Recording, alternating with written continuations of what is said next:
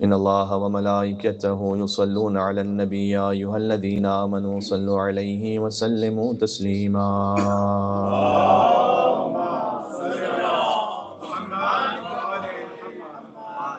أعوذ بالله من الشيطان الرجيم. بسم الله الرحمن الرحيم.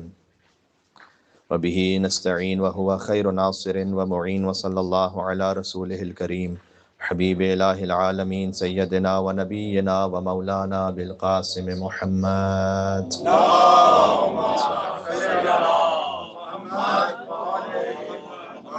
وأهل بيته الطيبين الطاهرين المعصومين، سيما بقية الله في الأرضين الذين أذهب الله عنهم الرجس وطهرهم تطهيرا.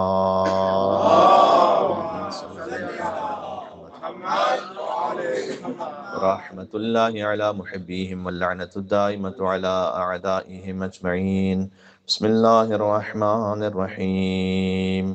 يا أبا الحسن يا أمير المؤمنين يا علي بن أبي طالب يا حجة الله على خلقه يا سيدنا ومولانا، إنا توجهنا واستشفعنا وتوسلنا بك إلى الله وقدمناك بين يدي حاجاتنا يا وجيها عند الله، اشفع لنا عند اللہ. صلوات بر محمد وآل محمد.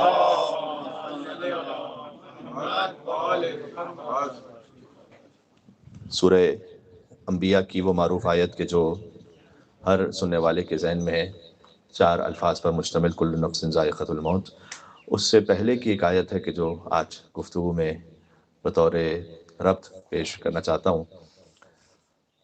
کل نفس ذائقۃ الموت، ہر نفس کو موت کا ذائقہ چکھنا ہے. اس سے پہلے اللہ سبحانہ و تعالیٰ نے فرمایا کہ وما جعلنا لبشر، ہم نے کسی ایسے انسان کو قرار ہی نہیں دیا کہ جو ہمیشہ زندگی گزارنے والا ہو. من قبل الخلد، اے رسول آپ سے پہلے ہم نے کسی کو بھی ایسا نہیں بنایا کہ جو ہمیشہ رہنے والا ہو، چاہے وہ حضرت سلیمان جیسی حکومت رکھنے والا ہو، حضرت ابراہیم جیسے ابو الانبیاء ہوں جو امام تھے انسانوں کے. ہم نے کسی بھی انسان کو آپ سے پہلے بھی ایسا نہیں بنایا کہ جو ہمیشہ رہنے والا ہو. ایک اعتراض کے جو مکہ والے کرتے تھے حضور مکرم پر، بلکہ خواہش کا اظہار کرتے تھے کہ ایک نہ ایک دن انہیں گزر جانا ہے اور مر جانا ہے، تو ان کا دین بھی ختم ہو جائے گا. ان کے مرنے کے ساتھ ان کا دین ختم ہو جائے گا. ایک صلوات دیجیے گا محمد وعلی محمد اللہم صلی علی محمد وعلی محمد. تو چونکہ ان کا دین ختم ہو جائے گا ان کے مرنے کے بعد، لہٰذا وہ جو پیغام کہہ رہے ہیں اللہ کی طرف سے وہ سب نیست و نابود ہو جائے گا. تو اللہ تعالیٰ نے اس کے 2 جواب دیے. ایک تو یہ کہ اے رسول ان سے کہہ دیجئے کہ ہم نے آپ سے پہلے بھی کسی انسان کو ایسا نہیں رکھا کہ جو ہمیشہ رہنے والا ہو. تو جو باقی انبیاء تھے ان کا دین اور ان کا میسج باقی رہا، وہ دنیا سے چلے گئے، ان کا میسج باقی رہا. آپ کا میسج بھی باقی رہے گا، آپ کا دین جاری و ساری رہے گا. دوسرا، حضور مکرم نے انہیں یہ کہا اللہ کے حکم سے کہ افئن مت، کہ اے رسول اللہ یہ کہہ رہا ہے کہ اگر آپ مر بھی جائیں تو فہم الخالدون، تو آپ مر جائیں گے تو کیا یہ ہمیشہ رہنے والے ہیں؟ کیا یہ نہیں مرنے والے؟ ایک نسل ایک ساتھ تقریباً آتی ہے اور ایک ساتھ تقریباً جاتی ہے. آپ غور کیجئے گا کہ آپ جس جنریشن میں اس وقت ہیں، ہم میں سے ہر ایک کسی نہ کسی جنریشن کا حصہ ہے. تو تقریباً ایک ساتھ آئے دنیا میں 5-10 سال کے فرق سے، اور ایک ساتھ ہی 5-10 سال کے فرق سے دنیا سے چلے جانا ہے سب نے.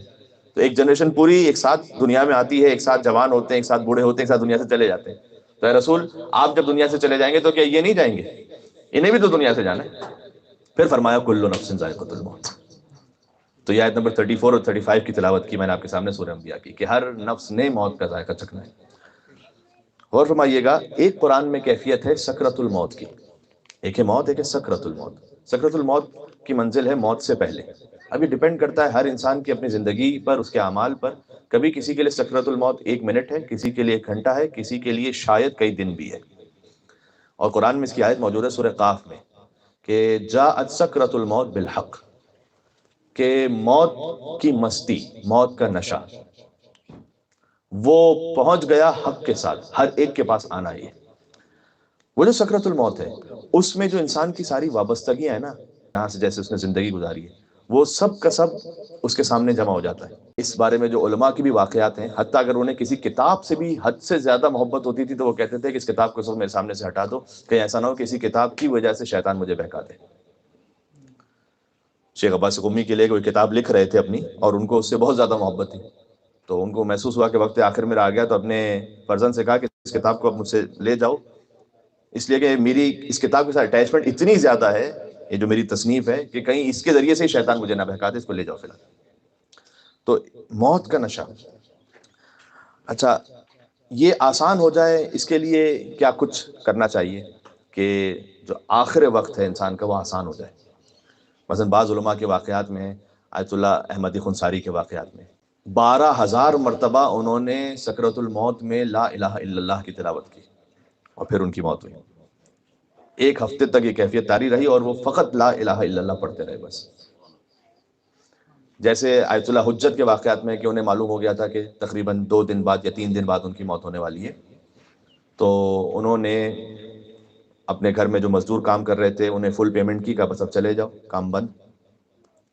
اپنی جو سٹیمپ تھی جس پہ وہ فتویٰ دیا کرتے تھے اس کو توڑ دیا انہوں نے۔ اپنی جو وجوہات شرعیہ، خمس اور دیگر فائنینسز جو ان کے پاس تھے وہ سپرد کر دیے آیت اللہ احمدی زنجانی کو، کہ جو آیت اللہ شبیری زنجانی اس وقت بی بی معصومہ قم کے حرم میں نماز پڑھاتے ہیں، ان کے والد، ان کو سپرد کر دیے۔ جب موت کا وقت آیا تو ان کی بیٹی یہ کہتی ہیں کہ میں نے خاک شفا پانی میں ملا کر انہیں دی، تو انہوں نے پہلے منع کیا کہ مجھے کوئی غذا اس وقت نہیں لینی، تو کہتے میں نے ان سے کہا کہ یہ خاک شفا ہے قبر امام حسین علیہ السلام کی تربت، تو وہ انہوں نے لی اور فرمایا کہ آخر ذاتی تربت الحسین من الدنیا، کہ پروردگار تو گواہ رہنا کہ وہ جو آخری شے دنیا سے استعمال کی تھی وہ تربت امام حسین تھی، اور دنیا سے رخصت ہو گئے۔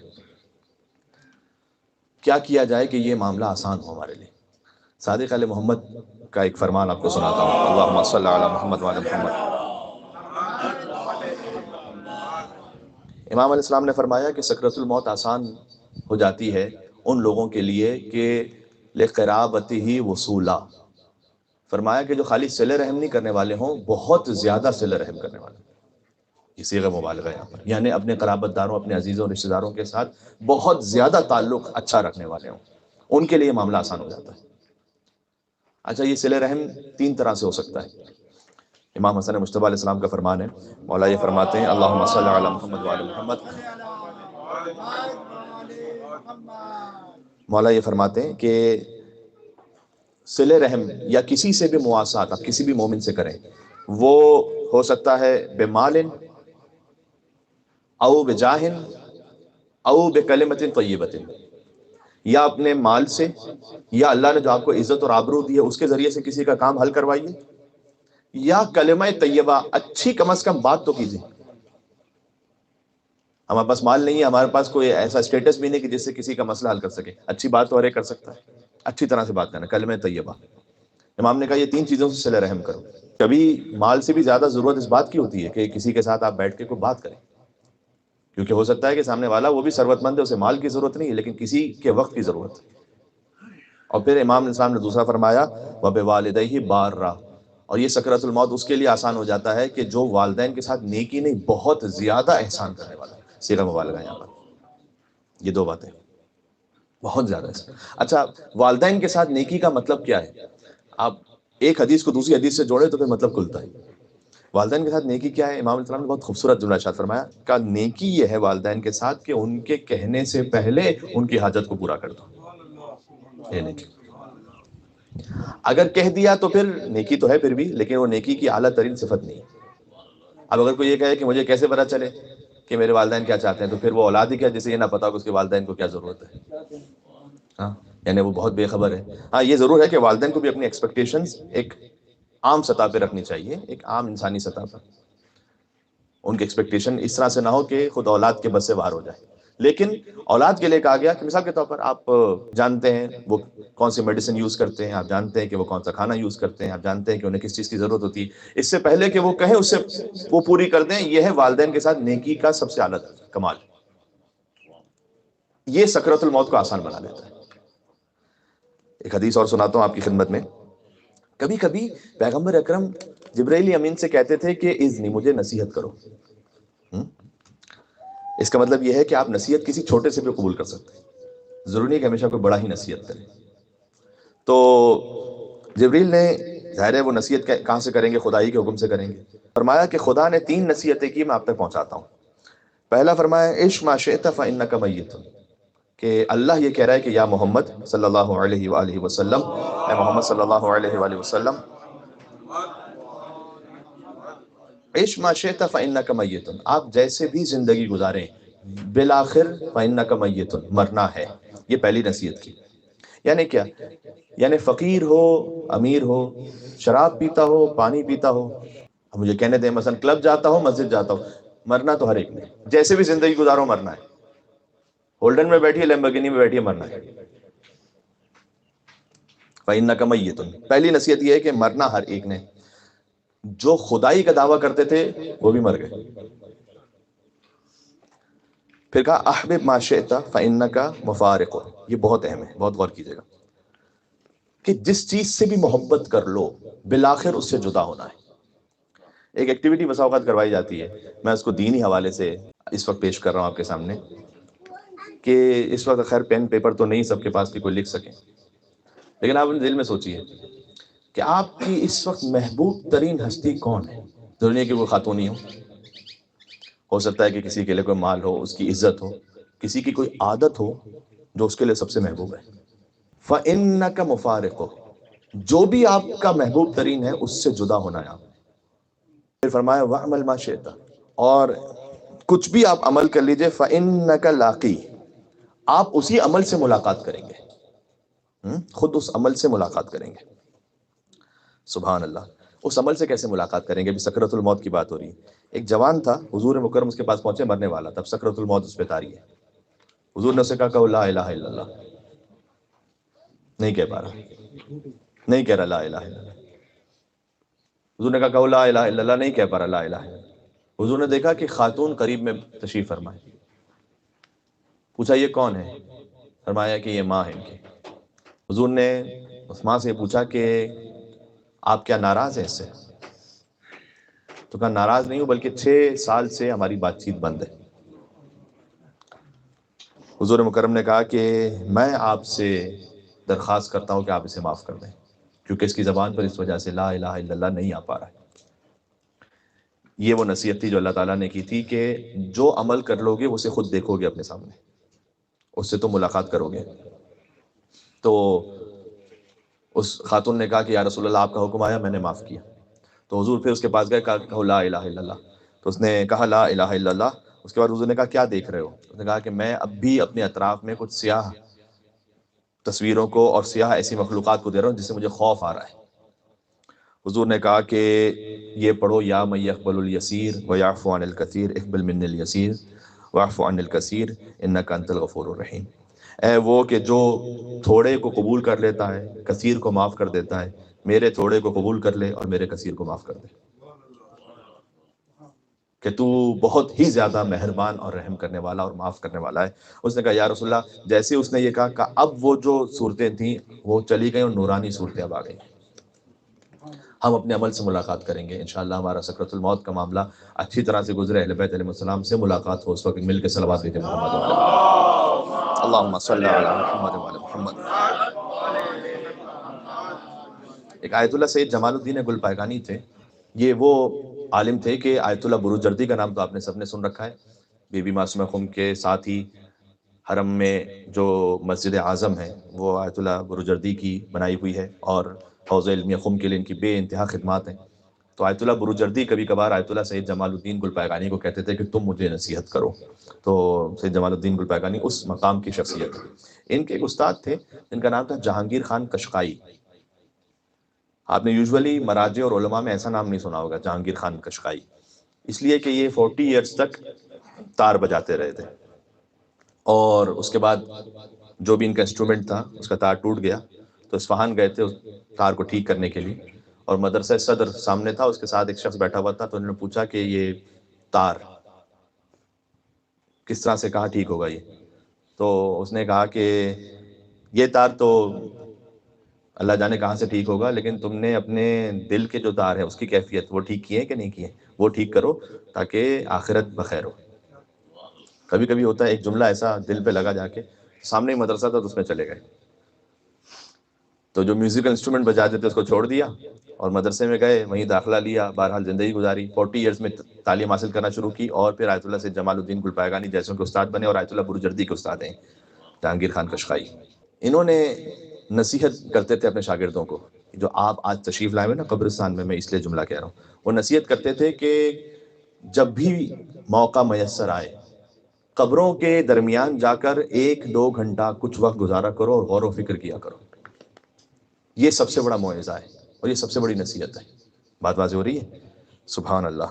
اچھا، میں بات کو اختتام تک پہنچاتا ہوں، زیادہ طولانی کلام نہیں کرنا چاہتا، 2 روایتیں سناؤں گا، بات ختم کروں گا۔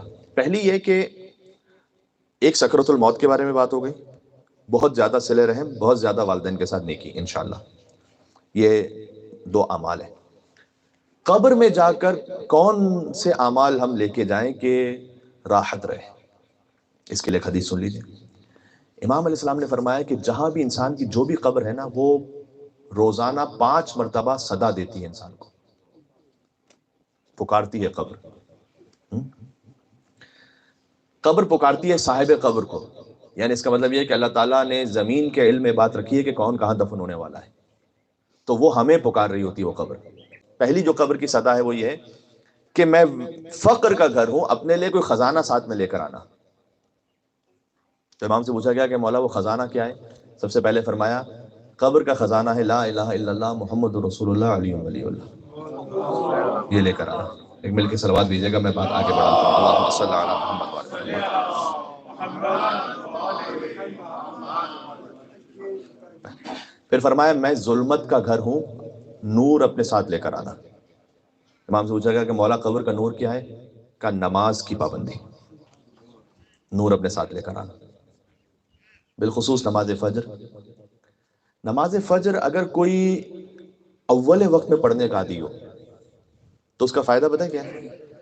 امام کی حدیث کے مطابق وہ جو فجر کا وقت ہوتا ہے نا، اول وقت، وہ رات کے وقت میں بھی ہے گویا اور دن کے وقت میں بھی ہے، کیونکہ ابھی رات پوری ختم نہیں ہوئی اور دن ابھی شروع نہیں ہوا۔ کہ جو اول وقت میں نماز فجر پڑھتا ہے تو رات کے فرشتے بھی فجر لکھتے ہیں اور دن کے فرشتے بھی فجر لکھتے ہیں، کیونکہ رات کے فرشتے جا رہے ہوتے ہیں، دن کے فرشتے آ رہے ہوتے ہیں، تو وہ دونوں ایک ہی عمل لکھتے ہیں، یعنی ایک فجر 2 لکھی جاتی ہے نامہ اعمال میں۔ میں ظلمت کا گھر ہوں، نور لے کر آنا۔ تیسرا، قبر صدا دیتی ہے کہ میں وحشت کا گھر ہوں، کوئی انیس لے کر آنا ساتھ میں۔ امام سے پوچھا گیا کہ قبر کا انیس کون ہے؟ فرمایا تلاوت قرآن، یہ لے کر آنا۔ پھر قبر صدا دیتی ہے کہ میں خاک ہوں، کوئی اپنے ساتھ بستر لے کر آنا۔ تو امام سے پوچھا گیا کہ پھر قبر کا بستر کیا ہے؟ فرمایا عمل صالح۔ اور قبر کی 5ویں صدا یہ ہوتی ہے کہ میں ڈسنے والوں کا گھر ہوں، یعنی یہاں پر بہت سے ایسے حیوان اور درندے رہتے ہیں کہ جو ڈستے ہیں، تو اپنے ساتھ تریاق لے کر آنا، یعنی اینٹی وینم لے کر آنا۔ وہ کیا ہے؟ امام نے کہا صدقہ۔ یہ قبر کی 5 صدائیں، پھر سے سن لیجیے گا جلدی جلدی ایک ایک لفظ میں۔ قبر کہتی ہے کہ میں ظلمت کا گھر ہوں، نور لے کر آنا، نور قرآن ہے۔ اس سے پہلے قبر کہتی ہے کہ میں فقر کا گھر ہوں، خزانہ لے کر آنا، خزانہ لا الہ الا اللہ محمد رسول اللہ علیہ وسلم۔ قبر کہتی ہے کہ میں ظلمت کا گھر ہوں تو نور لے کر آنا، وہ ہے در حقیقت نماز۔ انیس لے کر آنا، وہ ہے صدقہ۔ بستر لے کر آنا، وہ ہے عمل صالح۔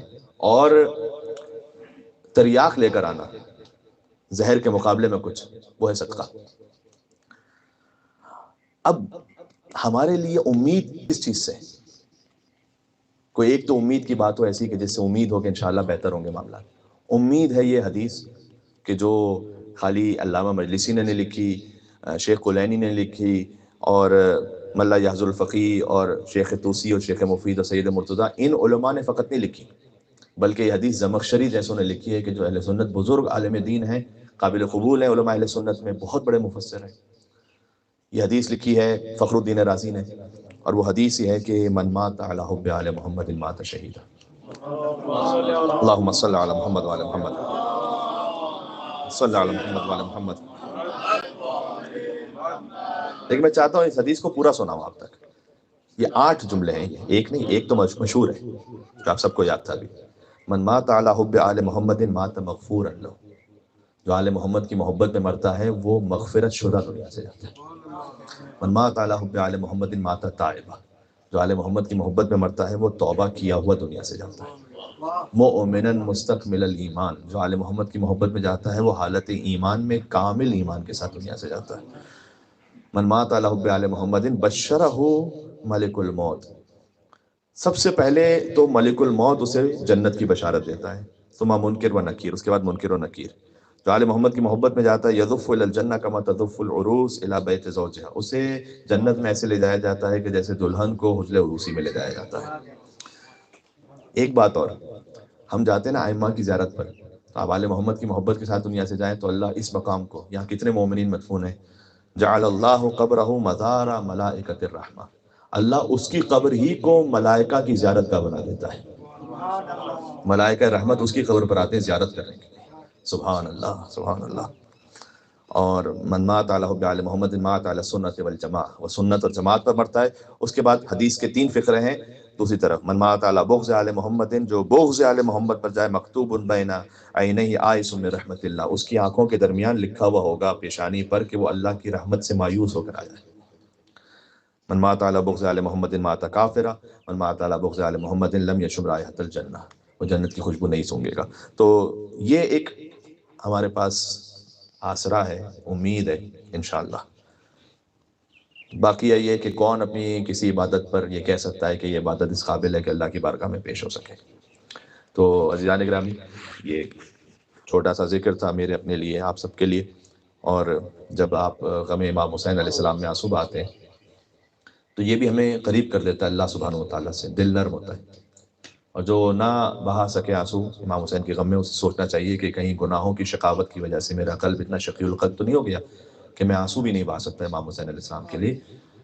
ایک مقام پر میں نے پڑھا تھا اس بات کو کہ اگر کوئی یہ دیکھنا چاہتا ہے کہ تمام تر بری عادتوں کے بعد بھی اللہ نے اسے اپنی بارگاہ میں رکھا یا بارگاہ سے نکال دیا، تو وہ یہ دیکھے کہ اس کے دل میں محبت فاطمہ زہرا سلام اللہ علیہا بچی ہے یا نہیں. اگر سیدہ سلام اللہ علیہا کی محبت اب تک ہے اس کے دل میں، اس کا مطلب یہ کہ اللہ نے اسے اپنی بارگاہ سے نہیں نکالا، اب تک گنجائش ہے. اللہ اکبر. مادر ابو الفضل عباس علیہ السلام کی مجلس تھی چند دنوں قبل، ام البنین باب الحوائج سلام اللہ علیہا، ان کے فرزند ابو الفضل عباس کیا تسلیم امامت تھے کہ عرب شاعر نے شعر لکھا ہے، یوم ابی الفضل استجار بہ الہدی، کہ عاشور کا دن وہ ہے کہ جب ہدایت عباس کی پناہ میں ہے.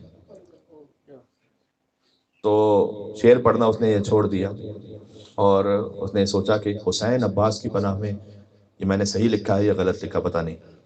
تو اس نے عالم خواب میں دیکھا کہ حرم امام حسین ہے، تو حرم میں وہ خود زیارت کر رہا ہے. تو اس نے تعجب سے دیکھا کہ حرم خالی ہے.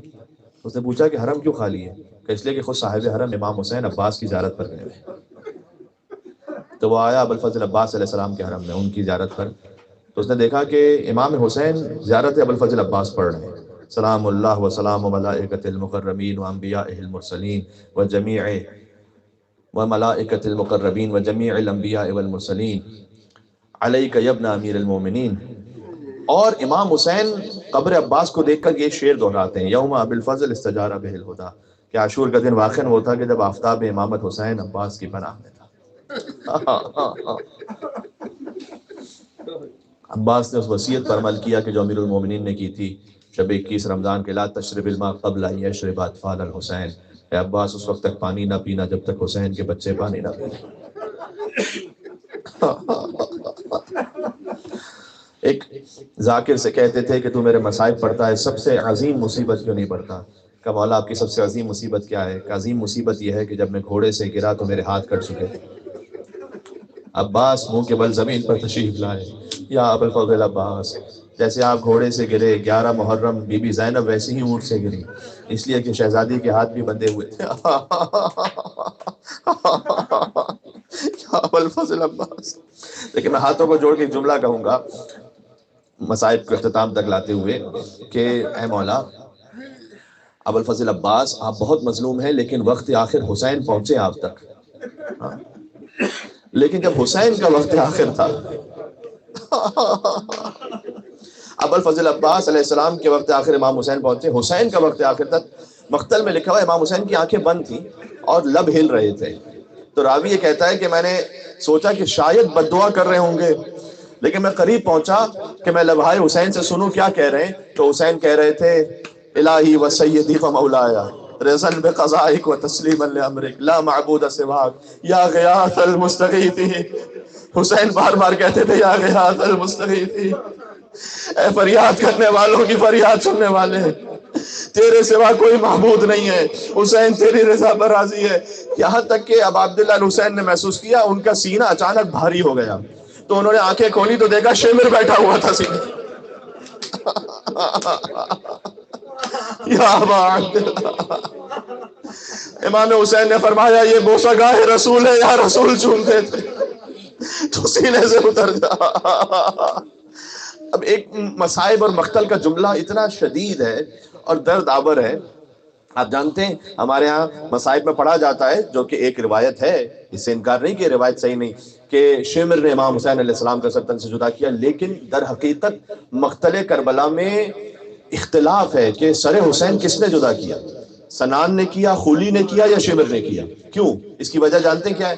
جب وقت آخر تھا امام حسین کا تو اتنا مجمع جمع تھا امام حسین کے پاس، اور جس کے ہاتھ میں جو تھا وہ مار رہا تھا امام حسین، لہذا نہیں معلوم سنان نے سر کا یا خولی نے یا شمر نے۔ بہرحال اسی خاطر تک امام حسین نے شہزادی زینب سے کہہ دیا تھا ارجعین الفستان، آپ خیام میں چلی جائیے، آپ سے یہ منظر نہیں دیکھا جائے گا۔ بس کچھ دیر بعد بی بی زینب نے دیکھا، آخری جملہ ہے اولاد والوں، یا ابا عبداللہ کہہ کر رو لینا مرحومین کے احسان ثواب کے لیے۔ کچھ دیر بعد بہن نے دیکھا بھائی کا سر نو کے نیزہ پر بلند ہو چکا، فرمایا السلام علیکہ یا ابا عبداللہ۔ حسین کا سر نو کے نیزہ پر بلند تھا، تالیاں بج رہی تھیں، نقارے پیٹے جا رہے تھے، الا قد قتل الحسین بکربلا وسيعلم الذين ظلموا آل محمد أيام منقلب ينقلبون۔ السلام على الحسين وعلى علي بن الحسين وعلى أولاد الحسين وعلى أصحاب الحسين۔ فاتحة تمام مرحومين۔ بسم الله الرحمن الرحيم۔ مالك يوم الدين، إياك نعبد وإياك نستعين، اهدنا الصراط المستقيم صراط الذين أنعمت عليهم غير المغضوب عليهم ولا الضالين۔ نعرہ صلوات، اللهم صل على محمد۔